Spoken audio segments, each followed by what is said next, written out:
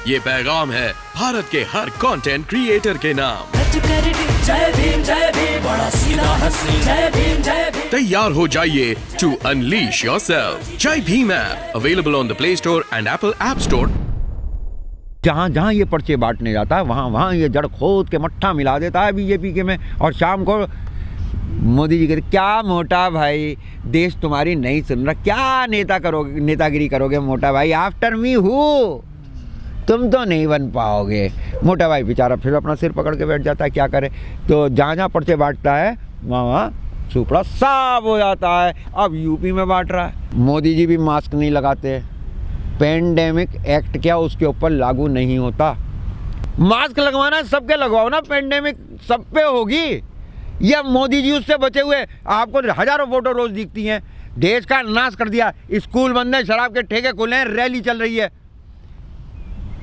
शाम को बैठ के बड़ी सीरियस मुद्रा में ऐसे राष्ट्र के लिए काय पे चर्चा हो रही है कि कैसे तीसरी लहर रोकी जाए। और दिन में कहाँ से आया था, कहाँ था दिन में, बनारस में रैली कर रहा था। वो भी सब नीचे बिना मास्क के थे, वो भी बिना मास्क का था। तो मास्क का आपके नेता तो यही कर रहे हैं। कौन? जयंत जी के साथ तो बहुत ही प्यारी कहानी है। अमेरिका में जन्म हुआ, इंग्लैंड में भी पढ़े लिखे हैं, वहाँ का स्कूल भी देखा होगा। वो जिस स्कूल में गए होंगे, ऐसे हिंदुस्तान में कितने स्कूल होंगे, यूनिवर्सिटी जिसमें से वो लंदन स्कूल ऑफ इकोनॉमिक्स में से पढ़ के आए हैं, वहाँ हिंदुस्तान में आज भी एक भी ऐसा नहीं है। अगर वो बचपन से जो उनकी ट्रेनिंग हुई है ना, वो पता है कैसी हुई है कि अगर उन्हें बाथरूम भी जाना होता था तो छोटी क्लास से वो पहले पूछा करते थे, madam may I go to bathroom. और वो किनका नेतृत्व करने आए हैं? जिन्होंने तख्त पलट दिए, ताज पलट दिए। मैं एक स्कूल की तो आपको बता रहा हूँ कि वहाँ इम्तिहान चल रहा था बच्चों का, 8वीं 9वीं की क्लास के। तो प्रिंसिपल साहब नकल नहीं करने देते थे, बालकों ने बाहर से उसमें कुंडी दे दी प्रिंसिपल साहब के ऑफिस में। और 2 घंटे बाद वो ये कह रहे थे कि नकल कर लेना, मूतने को तो खोल दो, जाटों का गाँव था। तो ऐसे मतदाता, ऐसे घोड़ों की सवारी के लिए, लेकिन चौधरी चरण सिंह बड़े नीतिगत उससे काम करने वाले थे और वो दबंगई का उनका कोई वो नहीं था।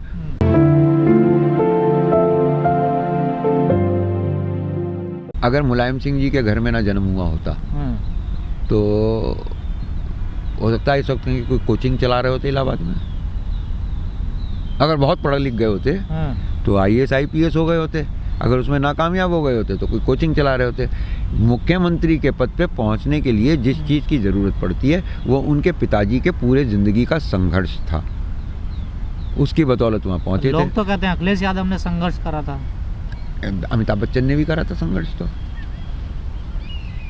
फिल्म इंडस्ट्री में जाके ऐसा संघर्ष तो सब करते ही हैं। कामयाब होने का उसका संघर्ष, क्या संघर्ष किया अखिलेश जी ने? संघर्ष चौधरी चरण सिंह ने किया था, संघर्ष देवीलाल ने किया था, संघर्ष अजीत सिंह ने भी नहीं किया, संघर्ष मुलायम सिंह ने किया था। ऐसा संघर्ष एक बार हमें भी करवा दो 5 साल के लिए, बाय गॉड हमारा भी दिल खुश हो जाएगा।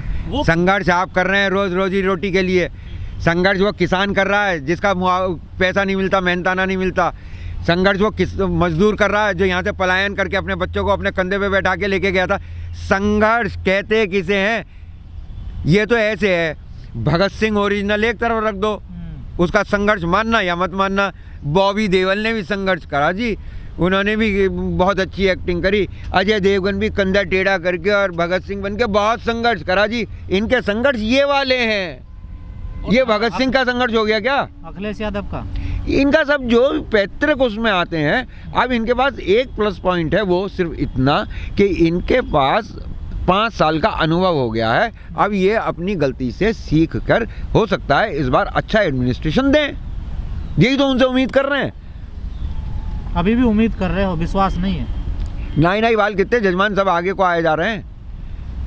इलेक्शन का रिजल्ट आएगा, वो शपथ ग्रहण करेंगे, उसके बाद वो सरकार चलाएंगे।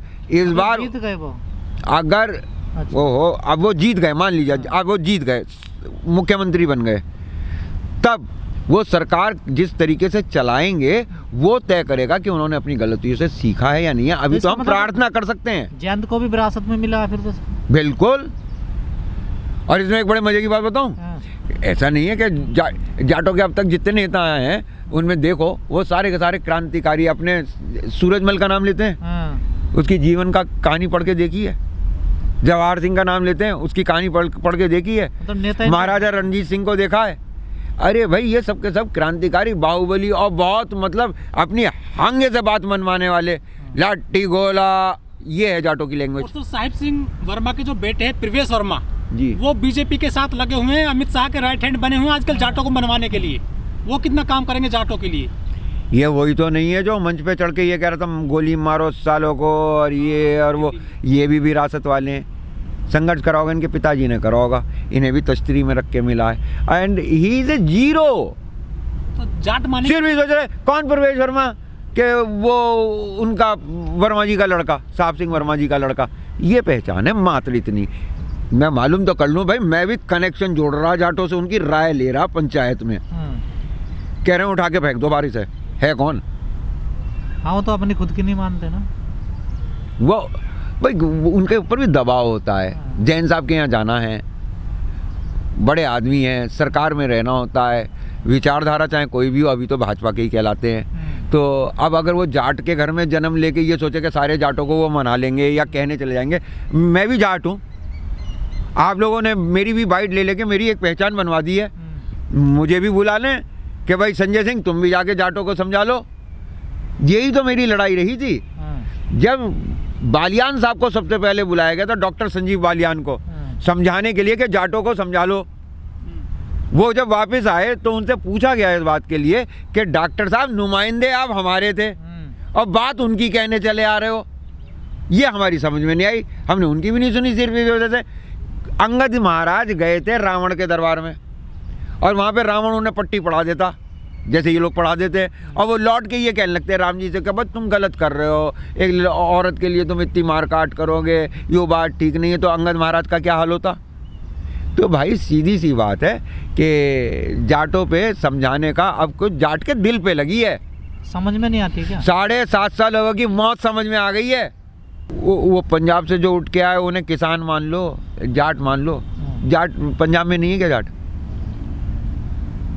संत भिंडरा वाले, संत लोंगोवाल, भगत सिंह, मान, चिट्टे लिट्टे। तो समाजवादी पार्टी तो नहीं है ना जाटों की? क्यों नहीं है भाई? अब माट के अंदर आरएलडी ने अपना टिकट छोड़ के और संजय लाठर को आगे किया है। समाजवादी पार्टी यादवों की है, ये इनकी है, और बीजेपी सारे राष्ट्र की है। तो ये जो नॉमेनक्लेचर है, कहते हैं ना समाजवादी पार्टी, हमारा तो लोकदल है पार्टी जाटों की। गठबंधन को दे रहे हैं हम तो। कहा ना, हम तो गठबंधन को दे रहे हैं ना। मैंने तो गठबंधन कहा था, हम गठबंधन को दे रहे हैं। और चौधरी चरण सिंह जी का अजगर ही एकमात्र एक फार्मूला है। गठबंधन को वोट आपने बहका लिए थे, फुसला लिए थे और उत्तेजना बढ़ा दी थी, नफरत फैला दी थी, भावनाओं में बह गए थे। अब की बार नहीं बहेंगे। जाट बहकावे में आ जाते हैं क्या? अरे भाई उस वक्त उनसे कह दिया इज्जत खतरे में है और ये वो लड़ मरो, तो लड़ाने के नाम पे तुम चढ़ा लो, कभी भी चढ़ा लो। तो वो तो अभी भी कह रहे हैं। भाई ईमानदारी की बात बताऊं तुम्हें, जाट भावनात्मक है, देर से समझ में आती है लेकिन पक्की समझ में आती है। भतेरे तो मैंने बिना झंडे के देखे हैं, डंडे के साथ। वो कौन सी के हैं भाई? एक बात बताऊं मैं तुम्हें कि ये इस बार गनीमत समझ लो। मैंने जून में ही कहा था कि 1/3 बीजेपी के एमएलए इस बात को कह चुके हैं कि पैसे खर्च करके टिकट ले, फिर पैसे खर्च करके इलेक्शन लड़े और शाम को लौट के अपने जो है हल्दी वाला दूध पे और मालिश करवाएं। तो भाई इस बार पारिवारिक कारणों से, स्वास्थ्य कारणों से, व्यापार के कारणों से इस बार हम ना लड़ पाएंगे, हमें माफ़ करो। तो ये थी। लेकिन सर जिस तरह से विरोध हो रहा है इस बार बीजेपी का, कुछ परिवर्तन होगा मुजफ्फरनगर की 6 सीटों पर? इम्तिहान पे हैं राकेश टिकैत जी। अगर परिवर्तन होता है तो समझ लीजिए कि आप ही ने पूछा तो सवाल, नेता बन गए नहीं बन गए। अगर परिवर्तन हो जाता है तो नेता बन गए, और नहीं होता है तो बेचारों को फिर मेहनत करनी पड़ेगी। जिन्ना तुम गुजर लिए, इंतकाल हो लिया, बहुत टाइम हो गया। अगर उनके भूत को भी अगर टिकैत साहब अपनी हरा पा रहे तो फिर टिकैत साहब से ये कहो कि चमनप्राश और खाएं। अरे भाई जिन्ना जाने कहाँ कब कहाँ निकल गया। टिकैत साहब का ये वाला मंत्र जो है ना 5 सितंबर वाला, ये जिन्ना साहब को और गांधी जी को और इन सब पुरानी कहानियों को, नेहरू वेहरू को, इनको सबको एक किनारे लग के जाट को और मुसलमान को जो इन्होंने खाई फाड़ी थी उसको पाटने का काम कर गई है।